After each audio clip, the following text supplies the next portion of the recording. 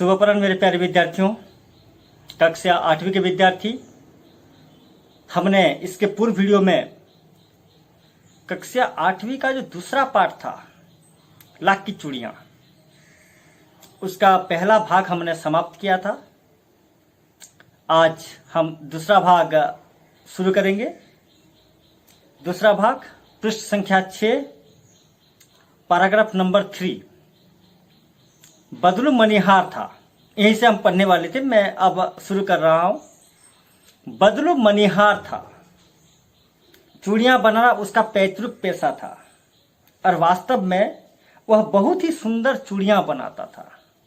मनिहार आप लोग जानते होंगे, कौलिक वृत्ति यानी पीढ़ी दर पीढ़ी जिस काम को करते आ रहे होते हैं। मान लीजिए मेरे जो परदादा थे, ठीक है, मेरे जो परदादा थे वह पुजारी का काम करते थे। मेरे जो दादा थे वही भी पुजारी का काम करते थे।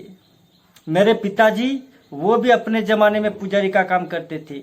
अब उनके बाद मैं आ गया हूं, मैं भी फिलहाल पुजारी का काम करता हूं। हाँ कि नहीं, पूजा अर्चना में अपना मन लगाता हूं।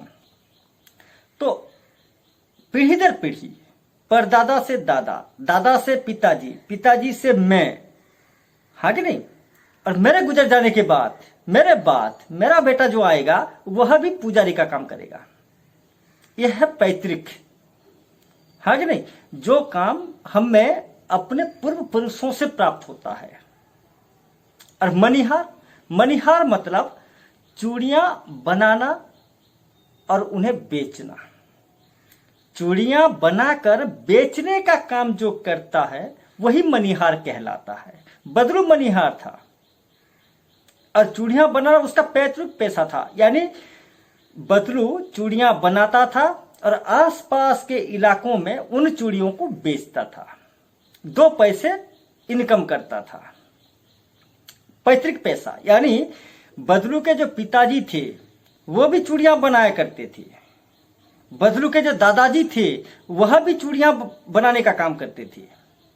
बदलू के जो परदादा थे वह भी चूड़ियां बनाते थे और बेचा करते थे। तो ये जो पेशा था ये पैतृक पेशा, यानी अपने पिताजी, अपने दादाजी, अपने परदादाओं से इसी काम को बदलू ने सीखा था। हाँ कि नहीं। और वास्तव में अगर देखा जाए तो बदलू काका बहुत ही सुंदर चूड़ियां बनाता था। वह जो चूड़ियां बनाता था, लाख की चूड़ियां, देखने में बहुत ही सुंदर लगती थी, सारी की सारी चूड़ियां। चूड़ियों की खपत भी बहुत थी। खपत मतलब चर्चा। जब हम कुछ अच्छा काम करते हैं, कुछ अच्छी चीज हम बनाते हैं, तब देखना हमारे आसपास के इलाकों में लोग हमारी उस अच्छी चीज के बारे में जिक्र करने लगते हैं, उसकी तारीफ करने लगते हैं। अरे वाह, क्या चीज बनाई है उसने, मानना पड़ेगा। हाँ कि नहीं। कभी कभार हम तारीफ के योग्य बन जाते हैं क्योंकि हमारा काम ही ऐसा होता है। बदलू काका चूड़ियों को इतने सुंदर तरीके से बनाता था और आसपास के गांव में जाकर बेचता था कि जो भी व्यक्ति उसकी सुंदर चूड़ियों को देखता था उस व्यक्ति का मन मोह जाता था। चूड़ियां देखकर सब मोहित हो जाते थे, इतनी सुंदर चूड़ियां। हाँ कि नहीं। इसीलिए उसकी सुंदर चूड़ियों की चर्चा भी आसपास के इलाकों में हो रही थी। लोग उसका तारीफ कर रहे थे। उस गांव में तो सभी स्त्रियां उसकी बनाई हुई चूड़ियां पहनती ही थीं। बदलू जिस गांव का था उसी गांव में जितनी भी औरतें थीं, जितनी भी महिलाएं थीं, सब लोग किसकी चूड़ियां पहनती थीं? जिन चूड़ियों को बदलू बनाता था। बदलू के हाथों से बनाई गई चूड़ियों को ही वे लोग पहना करती थीं, किसी और की चूड़ियों को वे नहीं पहनती थीं। आसपास के गांव के लोग भी उससे चूड़ियां ले जाते थे। सिर्फ उसके गांव की महिलाएं उसकी बनाई हुई चूड़ियां नहीं पहनती थी।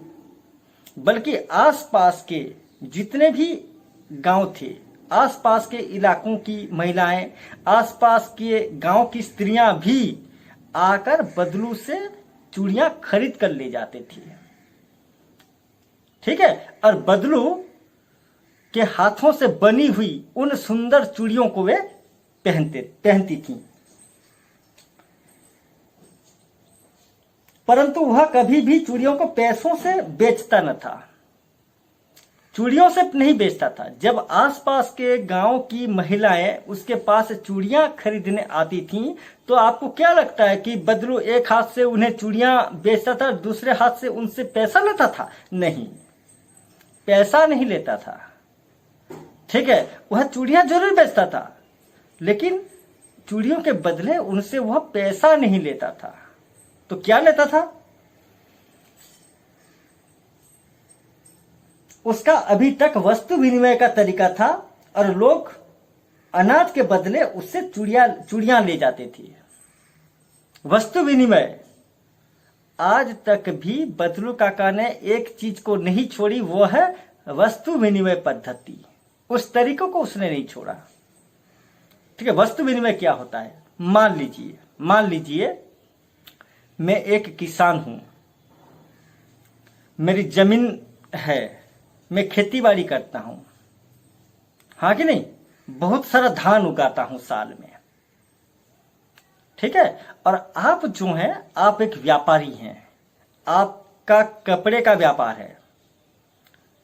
ठीक है, आप कपड़े बुनते हैं, कपड़े बनाते हैं, बेचते हैं, और मैं अनाज उगाता हूं। आपके पास कपड़े हैं, पहनावे हैं, और मेरे पास अनाज है। मान लीजिए आप मुझसे अनाज खरीदना चाहते हैं, आप मुझसे अनाज खरीदना चाहते हैं, क्योंकि अनाज हर किसी की जरूरत होती है। आपकी भी जरूरत होती है अनाज, कपड़े भी हर किसी की जरूरत होती है। अगर आपको अनाज चाहिए तो मुझे भी कपड़ा चाहिए। मैं अनाज उगाता हूं, आप कपड़ा बनाकर बुनकर बेचते हैं। आप मुझसे अनाज लेना चाहते हैं, तो मैं क्या करूंगा? मैं आपको अनाज दूंगा। आपको जितना अनाज चाहिए मैं आपको अनाज दे दूंगा, लेकिन उसके बदले में मैं आपसे पैसा नहीं लूंगा। मैं क्या लूंगा? मुझे कपड़े चाहिए, तो मैं जितने मोल के अनाज आपको बेचूंगा, जितने रुपयों का मैं अनाज आपको दूंगा, उतने ही रुपयों का कपड़ा मैं आपसे लाऊंगा।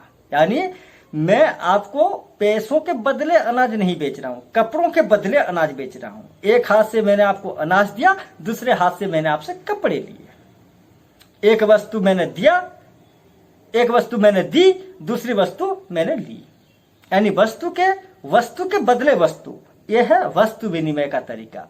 और इसी तरीके को आज तक बदलू काका ने अपना रहा था।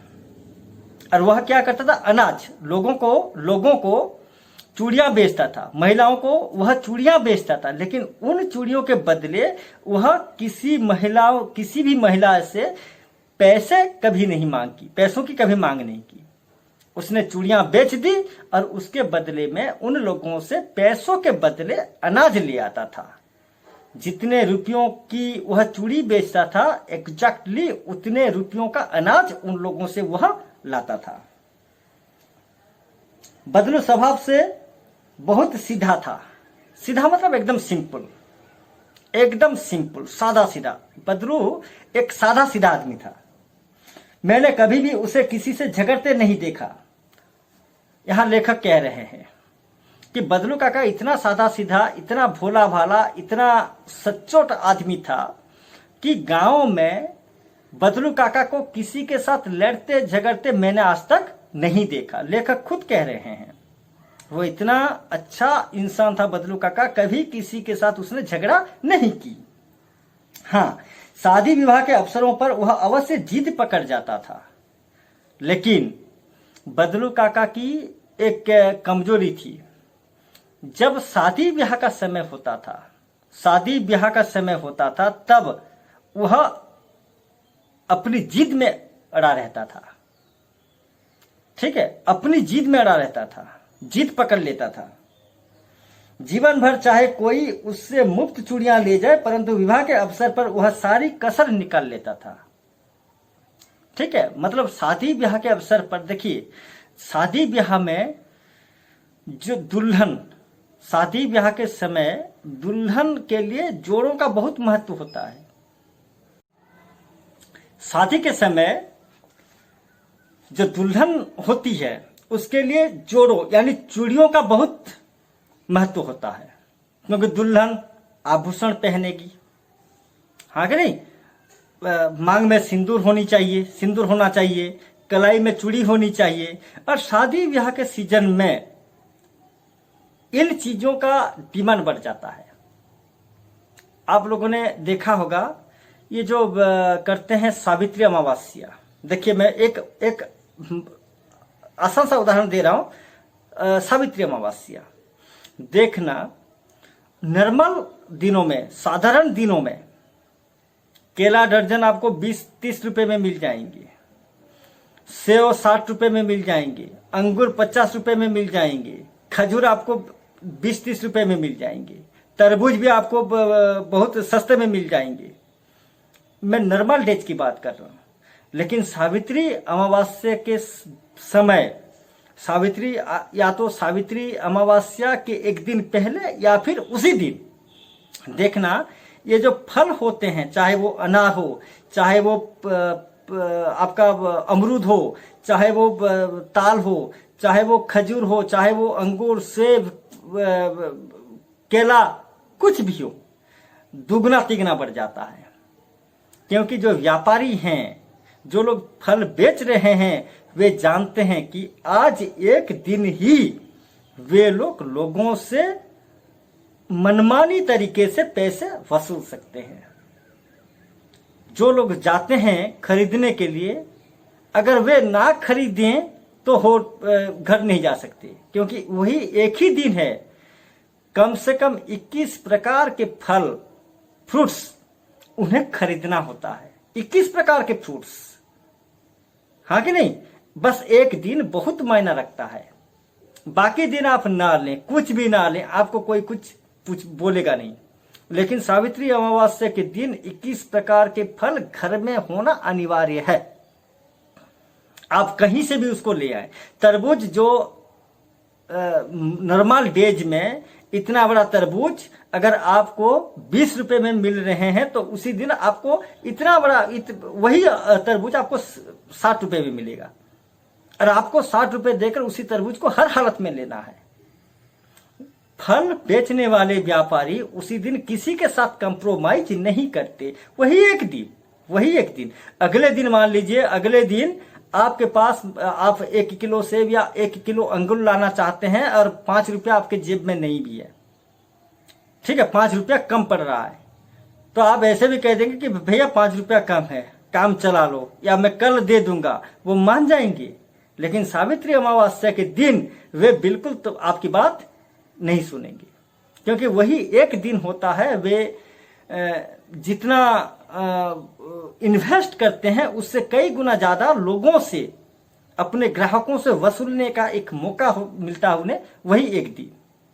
और इसी प्रकार शादी ब्याह के समय एक नई नवेली दुल्हन के लिए बहुत महत्वपूर्ण होता है चूड़ियां, ठीक है।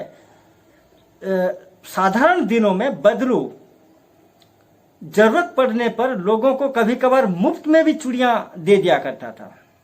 1-2 जोड़ी चूड़ियां बदलू काका मुफ्त में भी दे देता था नॉर्मल दिनों में, हाँ कि नहीं। या फिर जितना होना चाहिए थोड़ा बहुत पैसे कम करके भी वो बेच देता था।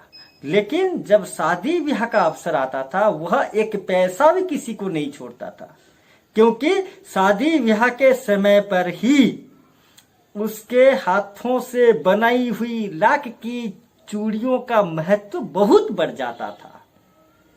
इसलिए उसकी चूड़ियों का डिमांड बढ़ जाता था, इसलिए वह किसी को भी एक पैसा नहीं छोड़ता था। आखिर सुहाग के जोड़े का महत्व ही और होता है। और नई नवेली दुल्हन, मान लीजिए नई नवेली दुल्हन मांग में सिंदूर है, ठीक है, गले में हार है, तरह तरह के आभूषण है, लेकिन कलाई में चूड़ियां नहीं है, वह सुंदर लगेगा? वो शोभा दे रहा है? नहीं। जितना महत्व सिंदूर का होता है उतना ही महत्व चूड़ियों का भी होता है। अगर माथे में, एक नई नवेली दुल्हन के माथे में अगर सिंदूर है तो कलाई में चूड़ियां जरूर होगी। ठीक है, सिंदूर के मूल्य के बराबर चूड़ी का मूल्य होता था। इसलिए बदलू काका उसी समय किसी को भी एक पैसा नहीं छोड़ता था। मुझे याद है मेरे मामा के यहाँ किसी लड़की के विवाह पर जरा सी किसी बात पर बिगड़ गया था।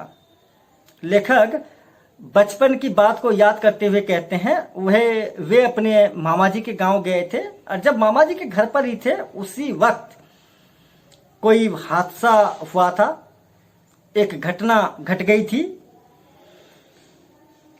किसी की एक छोटी सी बात को लेकर, एक जरा सी बात को लेकर बदलू काका किसी के ऊपर भड़क गया था, बिगड़ गया था पूरा, और फिर उसको मनाने में लोहे लग गए थे।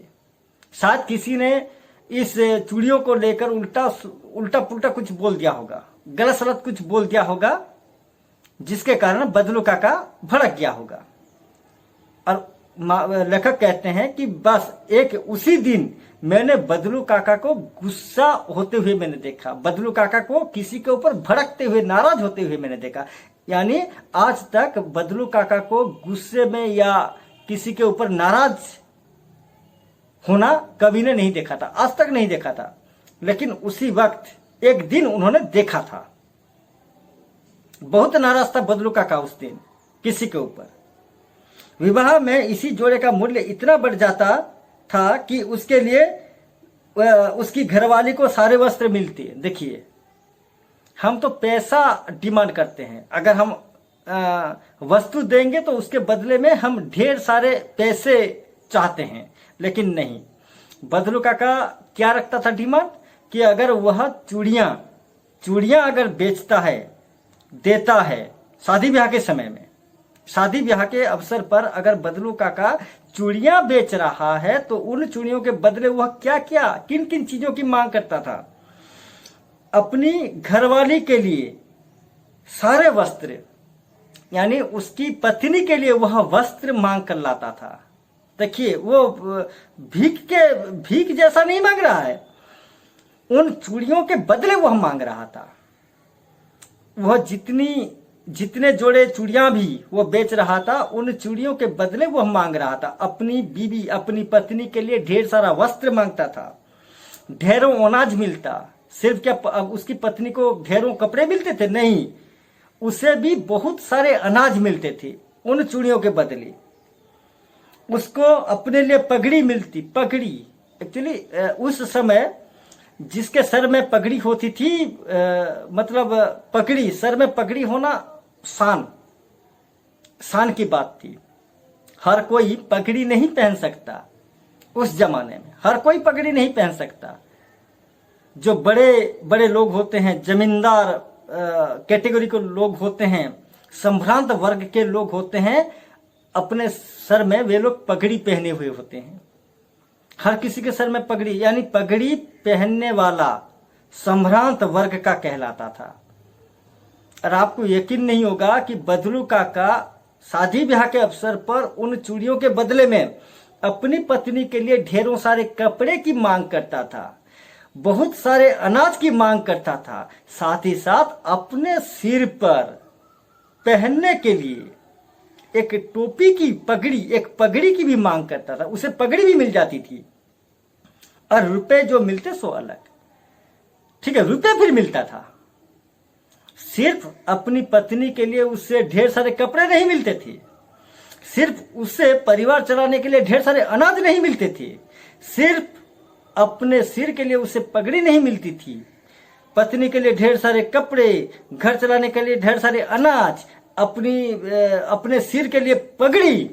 इन तमाम चीजों के बावजूद अतिरिक्त उसे अलग से पैसे भी मिलते थे। यानी आप लोग इसी से सोचिए, चिंता कीजिए कि उस वक्त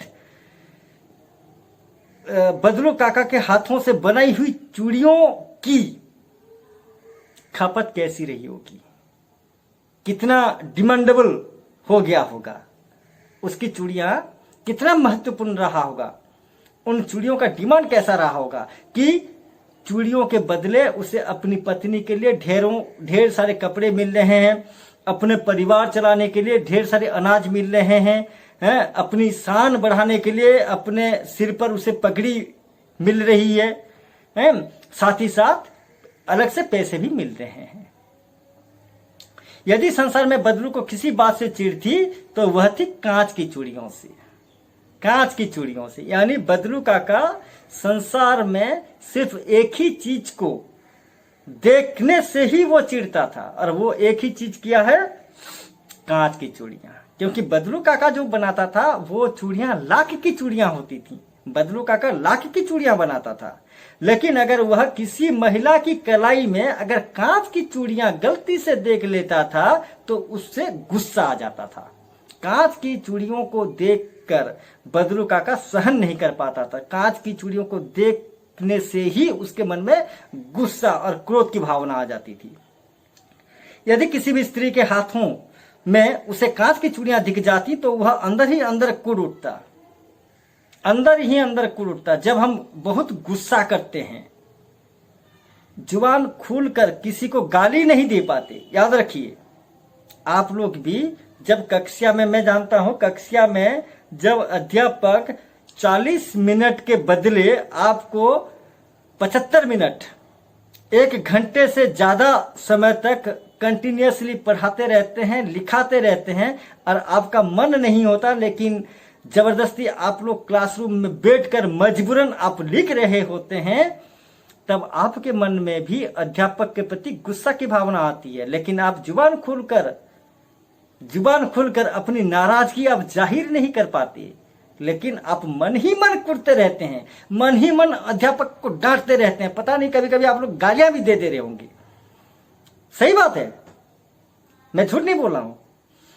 आप लोग मन ही मन अध्यापक को गाली भी दे रहे होंगे। यानी आपके मन में अध्यापक के प्रति जो गुस्सा की भावना है, उसी भावना को ज्यों-ज्यों आप अपनी छाती में दबोचते जाएंगे, उतनी ज्यादा मतलब गुस्सा की भावना आपके मन से उभरने लगेगी। हालांकि हम मुंह खोलकर बोल नहीं पाते, प्रतिवाद नहीं कर पाते, नाराजगी जाहिर नहीं कर पाते, लेकिन मन ही मन कुटते रहते हैं। ऐसे बेंच में लिख रहे होंगे, सर को ऐसे नीचे करके डांट रहे होंगे, हाँ कि नहीं, इधर उधर की बात बोल रहे होते हैं। बदलू काका की प्रकृति भी ऐसी थी, उसकी आदत ऐसी थी। जब वह स्त्रियों की कलाइयों में कांच की चूड़ियां देख लेता था, अगर किसी स्त्री कांच की चूड़ियां पहनकर उसके सामने से अगर जा रही होती है तो उसकी खैर नहीं। बदलू काका छोड़ने वाला नहीं था। अक्सर वह मन ही मन जलता था, मन ही मन कुड़ता था, मन ही मन वह डांटता रहता था, अपनी नाराजगी जाहिर करता रहता था, और कभी कभी तो 2-4 बातें भी सुना देता। और जब उसकी नाराजगी उसके मन के अंदर दबोच कर नहीं रह सकती थी, तब उसकी नाराजगी कभी कभार बाहर भी आ जाती थी। वह मुंह खोल के भी बोल देता, अनाप शनाप उल्टा सुल्टा बोल देता था। दूसरों को आघात करने वाले शब्दों का इस्तेमाल भी बदलू काका कर देता था। इसलिए करता था क्योंकि एक ही चीज, कांच की चूड़ियां, बदलू काका को इसी कांच की चूड़ियों से सख्त नफरत था। हाँ कि नहीं, बिल्कुल वो पसंद नहीं करता था कांच की चूड़ियों को। मुझसे तो वह घंटों बातें किया करता। कभी कहता है, यानी लला कह रहा है कि जब, सब माफी चाहता हूं, लेखक यानी लला कह रहा है, जब लेखक अपने मामा जी के गांव जाता है और समय बिताने के लिए, टाइम स्पेंड करने के लिए बदलू काका के घर चला जाता है, तब बदलू काका उसे, मैंने कहा था पूर्व वीडियो में, मचिया देता है बैठने के लिए। वह भट्टी में अपना काम करता रहता है, लाख पिघलाने का काम, उनको गोलाकार करने का काम, रंग करने का काम। बदलू काका अपना काम अपने हिसाब से करता रहता है। और एक उसके पास एक मचिया होता है, किसके बैठने के लिए? लेखक के बैठने के लिए। लेखक वहां बैठते थे और बदलू काका के इस काम को देखते रहते थे। और लेखक कहते हैं कि उस वक्त मैं बदलू काका के साथ वहां बैठकर घंटों बातें किया करता था, क्योंकि बहुत दिनों बाद लेखक वहां गए हुए होते हैं। और बदलू काका लेखक को बहुत प्यार भी करता था, बहुत चाहता था, प्यार से वह लला बुलाता था। और कभी कभार लेखक और बदलू काका के बीच बहुत सारी बातचीत होती थी। ठीक है, मतलब लेखक तो शहर में रहते थे ना, उनके पिताजी शहर में नौकरी करते थे, लेखक शहर में रहते थे।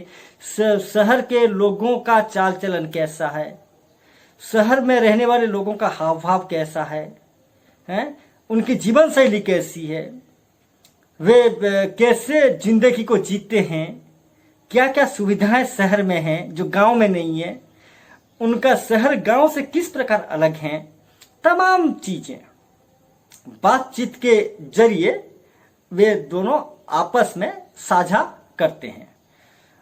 एक एक करके बदलू काका लेखक से पूछ रहा है और लेखक उत्साहपूर्वक बदलू काका जो पूछता है, ठीक है, उन तमाम चीजों को वह समझाता है। मुझसे तो वह घंटों बातें किया गया। और ये बातचीत का सिलसिला जो है वो घंटों भर चलता था। कभी मेरी पढ़ाई के बारे में पूछता, कभी मेरे घर के बारे में, और कभी यूं ही शहर के जीवन के बारे में। तो बदलू काका क्या क्या पूछता है, कभी लेखक की पढ़ाई के बारे में है कि वो कहाँ पढ़ता है, किस स्कूल में पढ़ता है, अंग्रेजी मीडियम स्कूल में पढ़ता है या हिंदी मीडियम स्कूल में पढ़ता है, कितने बच्चे आते हैं, कैसे कैसे अध्यापक हैं, पढ़ने में मतलब क्या क्या सुविधाएं उसे मिलता है। यानी लेखक की पढ़ाई से संबंधित हर एक चीज बदलू काका लेखक को पूछता है। घर के बारे में कि तेरे माता पिता कैसे हैं, तेरे दादा नानी कैसे हैं, घर में और कौन कौन हैं, घर के सदस्यों के बारे में, घर के बारे में पूछता है। और कभी कभार तो शहर के जीवन के बारे में, यानी शहरी जीवन जो होता है, शहर में रहने वाले, मैंने भी कह रहा, शहर में रहने वाले लोगों की जीवन शैली कैसी होती है, वे लोग किस प्रकार की भाषा बोलते हैं, उनका चाल चलन कैसा होता है, उनका जो परंपरा वो कैसी होती है, उनकी सभ्यता कैसी होती है, वे लोग गांव के लोगों से किस प्रकार भिन्न हैं। शहरी जीवन से संबंधित बहुत सारी चीजें बदलू काका लेखक को पूछता था। मैं उससे कहता कि शहर में सब कांच की चूड़ियां पहनते हैं, तो वह उत्तर देता। तो उनकी बातचीत की इस प्रक्रिया में बात चूड़ियों तक भी आ जाती है, हाँ कि नहीं। तो निश्चित रूप से बदलू काका पूछ रहा होगा, क्योंकि वह चूड़ियां बनाने और बेचने का काम करता है, वह लाख की चूड़ियां बनाता है, बेचता है। तो निश्चित रूप से बदलू काका पूछ रहा होगा कि लला, तुम्हारे शहर में जो शहरी महिलाएं हैं, शहर में रहने वाली महिलाएं, वे कैसी चूड़ियां पहनती हैं, वे किस प्रकार की चूड़ियां पहनती है। निश्चित रूप से बदलू काका ने पूछा होगा। और लला यानी लेखक कहते हैं कि बदलू काका, शहर में रहने वाली हर एक महिला कांच की चूड़ियां पहनती है। लेखक कहते हैं कि शहर में जो स्त्रियां रहती हैं, शहर में जो महिलाएं रहती हैं, वे गांव की महिलाओं की तरह लाख की चूड़ियां नहीं पहनती, बल्कि कौन सी चूड़ियां, कांच की चूड़ियां पहनती हैं। तो बदले में बदलू काका क्या रिप्लाई देता है, क्या उत्तर देता है? बदलू काका कहता है, शहर की बात और है लला, शहर की बात और है लला, और है लला। यानी बदलू काका कुछ नहीं कहता। देखिए अंतर देखिए, गांव की महिलाएं अगर कांच की चूड़ियां पहन लेती हैं तो बदलू काका गुस्सा करता है, नाराज हो जाता है, उन्हें खरी खोटी सुना देता है। लेकिन जब लेखक ने कहा कि बदलू काका, शहर में रहने वाली महिलाएं, शहर में रहने वाली औरतें कांच की चूड़ियां पहनती हैं, तब ऐसी बात सुनकर बदलू काका ने सिंपली, साधारण तरीके से उस बात को टाल दिया और कहा कि लला, शहर की बात अलग है। यानी बदलू काका का कहने का मतलब है गांव की स्त्रियों की बात अलग है और शहर में रहने वाली स्त्रियों की बात अलग है। जो काम, जो जिस प्रकार की चूड़ियां गांव में रहने वाली स्त्रियां पहनेंगी, वो उस प्रकार की चूड़ियां शहर में रहने वाली स्त्रियां पहनेंगी, यह जरूरी नहीं है। और इसी बात को स्वीकार भी किया किसने? बदलू काका ने। और स्वीकार करने के पीछे एक वजह है, क्योंकि अपने गांव की स्त्रियों पर, अपने गांव के आसपास के इलाकों के स्त्रियों पर नाराज होने का, अभिमान करने का एक अधिकार बदलू काका का है। अपने गांव की महिलाएं अगर लाख की चूड़ियों के बदले कांच की चूड़ियां पहनेंगे तो उन पर वह नाराज हो सकता है। नाराज होने का अधिकार बदलू काका में है। आसपास के जान पहचान, आसपास के इलाकों के, आसपास के गांव के जो जान पहचान वाले महिलाएं हैं, अगर वे बदलू काका से लाख की चूड़ियां न खरीदकर बाहर से कांच की चूड़ियां खरीदकर अगर पहनती हैं तो वह उन पर अपनी नाराजगी जाहिर कर सकता है और उनके ऊपर नाराज होने का अधिकार बदलू काका को है। अब एक अपनापन है, इसलिए वह नाराजगी दिखा रहा है।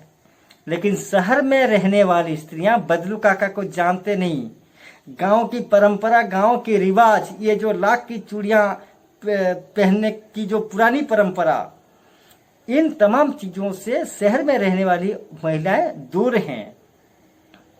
और शहर में रहने वाली महिलाएं, ठीक है, बदलू काका के जान पहचान के नहीं है, रिश्तेदार के नहीं है, पास पड़ोस में रहने वाले महिलाएं, रहने वाली महिलाएं नहीं है, उन पर यह नाराज नहीं हो सकता। और उन पर नाराज होने का कई अधिकार भी बदलू काका को नहीं है। इसलिए वह नाराज न होकर सिंपली उसने लेखक की बात को टाल दिया और कहा कि लला, शहर की बात अलग है, ठीक है, हमारे गांव की बात अलग है और शहर की बात अलग है। और क्या कहा? और कहा वहां तो औरतें अपने मर्द का हाथ पकड़कर सड़कों पर घूमती भी हैं। देखिए, एक कटाक्ष भी किया, कटाक्षी कमेंट करके कहा। बदलू काका ने कमेंट किया, किसको कमेंट किया? शहर में रहने वाली महिलाओं पर कमेंट किया, कटाक्ष किया। कहा कि शहर में जो स्त्रियां रहती हैं उनमें लाज शर्म की कोई चीज नहीं होती। सिंपल सी बात है, क्योंकि गांव के इलाके जो होते हैं ना, वहां लोग थोड़ा कंजर्वेटिव होते हैं। कंजर्वेटिव मतलब वे लोग रूढ़िवादी होते हैं। रूढ़िवादी यानी जो परंपरा सदियों से चलती चली आ रही है, उसी परंपरा के अनुरूप गांव में रहने वाले लोग अपने आप को ढालने की कोशिश करते हैं।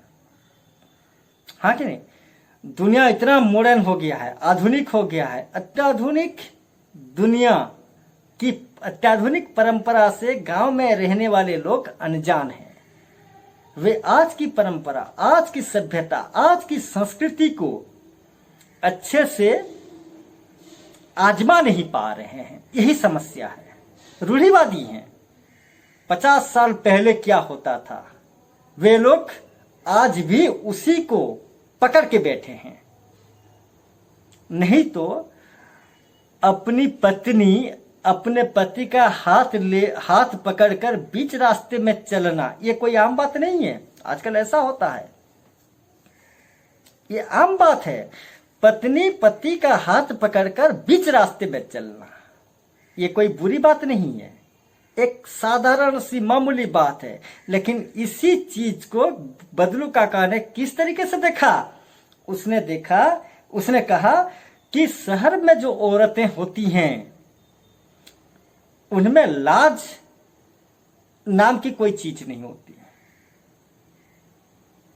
ठीक है। वे शहर में रहने वाली महिलाएं बेशर्म होती हैं। वे इसलिए बेशर्म होती हैं क्योंकि वे बीच रास्ते में अपने पति का हाथ पकड़कर चलते हैं।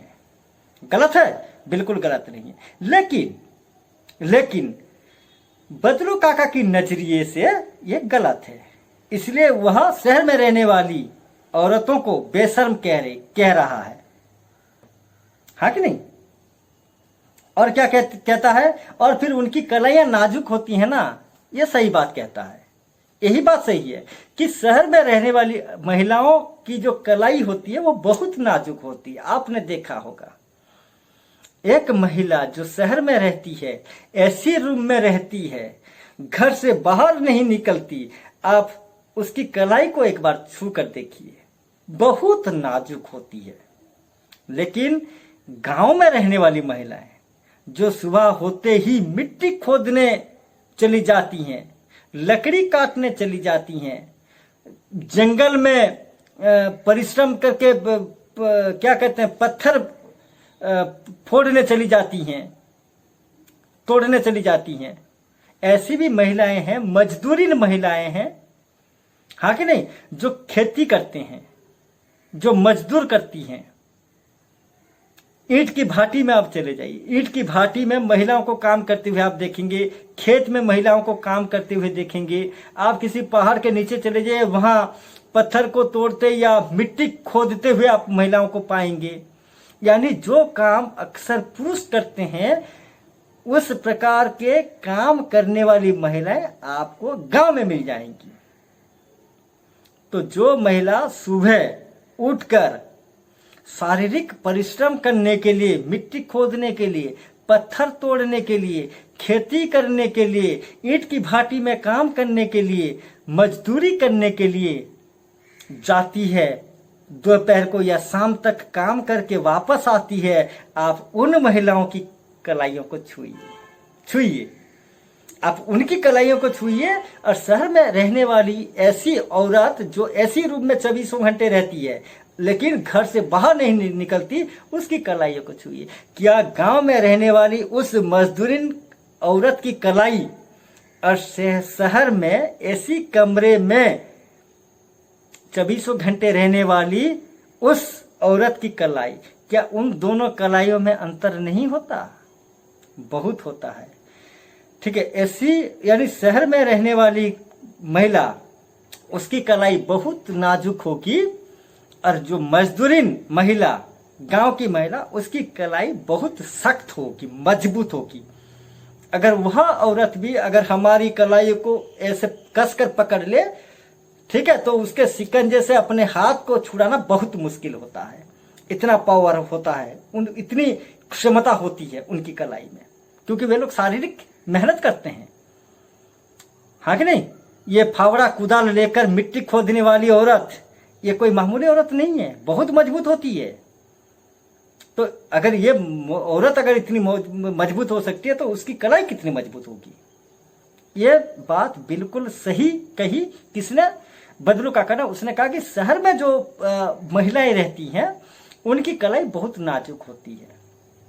ठीक है, और क्या कहता है? लाख की चूड़ियां पहने तो मोच न, लाख की चूड़ियां, कांच की चूड़ियां जो है, कांच की चूड़ियां सॉफ्ट होती है। कांच की चूड़ियां बहुत मतलब लाख की चूड़ियों से मुलायम होती है।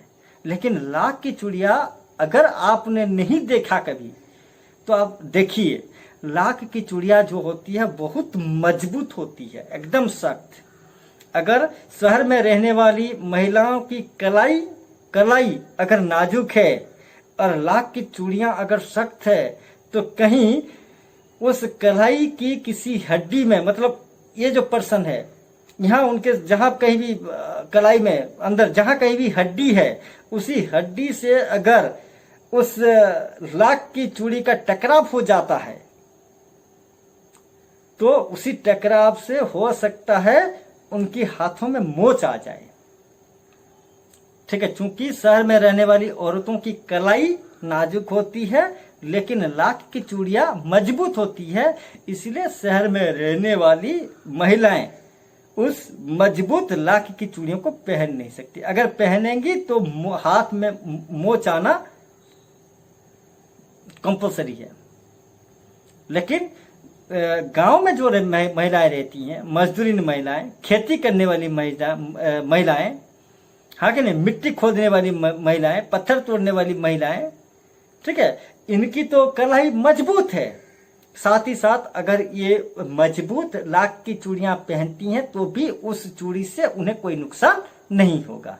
लेकिन शहर में रहने वाली महिलाओं को लाख की चूड़ियों से परेशानी हो सकती है, मुश्किल हो सकती है। ठीक है, कभी कभी बदलू मेरी अच्छी खासी खातिर भी करता। लेखक कहते हैं कभी कभी बदलू मेरी अच्छी खासी खातिर करता। खातिर मतलब चर्चा। जब हमारे घर में मेहमान आते हैं, हाँ कि नहीं, हम उनकी अच्छे से खातिरदारी करते हैं। मतलब उन्हें अच्छे से खाना खिलाकर पिलाकर छोड़ते हैं, हाँ कि नहीं, उनके साथ उन्हें बैठने के लिए अच्छा आसन देते हैं, उनके साथ ढेरों बहुत सारी बातें करते हैं, तरह तरह की चीजें खाने के लिए देते हैं, तरह तरह की चीजें हम पीने के लिए देते हैं, यानी उनकी सेवा में हम कोई कसर नहीं छोड़ते। यह है अच्छी खातिरदारी। और लेखक कहते हैं जब कभी भी मैं बदलू काका के घर जाता था, बदलू काका मेरी अच्छे से खातिर करता था, हाँ कि नहीं, यानी बदलू काका लेखक को बिना खिलाए पिलाए अपने घर से छोड़ता नहीं था, खिला पिला कर छोड़ता था। वो तरह तरह की बातें होती थी, उसकी लेखक की पढ़ाई के बारे में पूछता था, लेखक के घर के बारे में पूछता था, तरह तरह की चीजें जो भी उसके घर में उपलब्ध होता था, तरह तरह की चीजें वह लेखक को खाने के लिए देता था। मतलब अच्छी खासी खातिरदारी वह करता था। जिन दिनों उसकी गाय के दूध होता वह सदा मेरे लिए मलाई बचा कर रखता। हाँ, लेखक ये भी कहते हैं कि जब लेखक मतलब बचपन के समय, जब लेखक अपने बचपन में बदलू काका के घर जाते थे, तब बदलू काका की आर्थिक स्थिति कुछ अलग थी। उसकी आर्थिक स्थिति अच्छी थी, उसकी आर्थिक स्थिति सुदृढ़ थी, क्योंकि वह अच्छे से लाख की चूड़ियां बनाकर बाहर बेचकर 2 पैसे अच्छे से वो कमा लेता था। साथ ही साथ उसके घर में एक दुधारू जानवर, हाँ कि दुधारू जानवर यानी गाय, उसके घर में एक गाय भी थी, एक दुधारू गाय थी। और उस गाय से जो दूध निकलता था, उसी दूध से वह मलाई बचा कर रखता था। कौन? बदलू काका। और वो उसी दूध से मलाई बचाकर क्यों रखता था?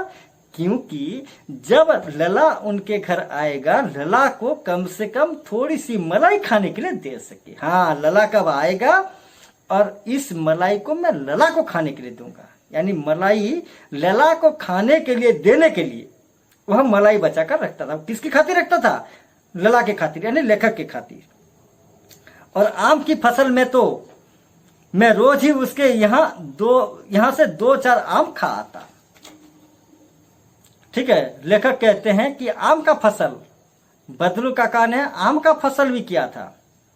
बहुत सारे आम के पेड़ थे उसके घर में, उसके घर के पीछे जहां उसका बगीचा था, वहां बहुत सारे आम के पेड़, और उन पेड़ों में ढेर सारे आम आते थे, रसीले आम, मीठे आम।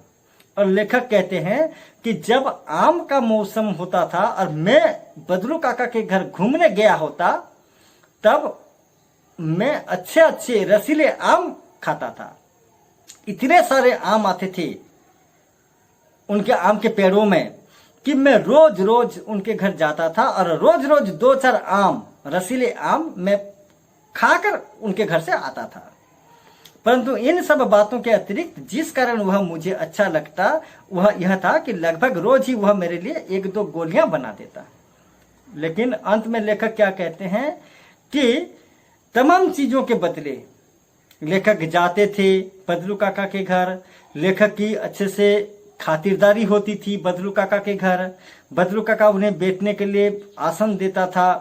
लेखक की पढ़ाई को लेकर, लेखक के शहरी जीवन को लेकर, लेखक के परिवार को लेकर बहुत सारी बातें उन दोनों में होती थी, हाँ कि नहीं।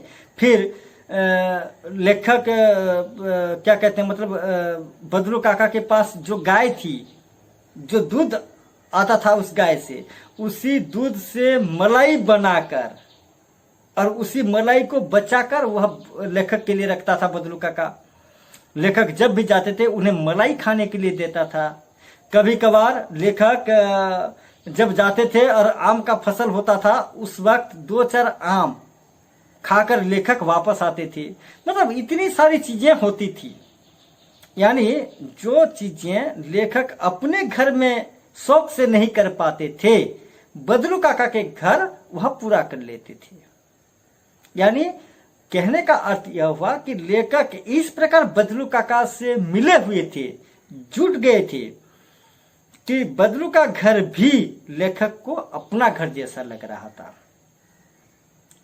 ठीक है, इतना अच्छा माहौल देने के बावजूद भी लेखक ने बदलू काका को उसी चीज के लिए उतना पसंद नहीं करते थे जितना और एक चीज के लिए करते थे। और वो चीज क्या है कि रोज रोज जब भी लेखक बदलू काका के घर जाते थे, रोज रोज बदलू काका क्या करता था, 1-2 गोलियां, लाख की गोलियां, सुंदर सुंदर गोलियां बना के लेखक को देता था।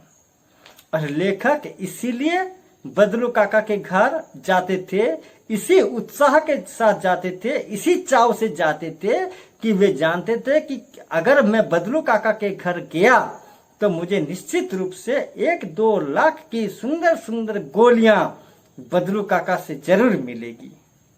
ठीक है, इसी बहाने वह अक्सर बदलू काका के घर जाते थे और इसी एक ही कारण के लिए बदलू काका को वह बेहद प्यार करते थे।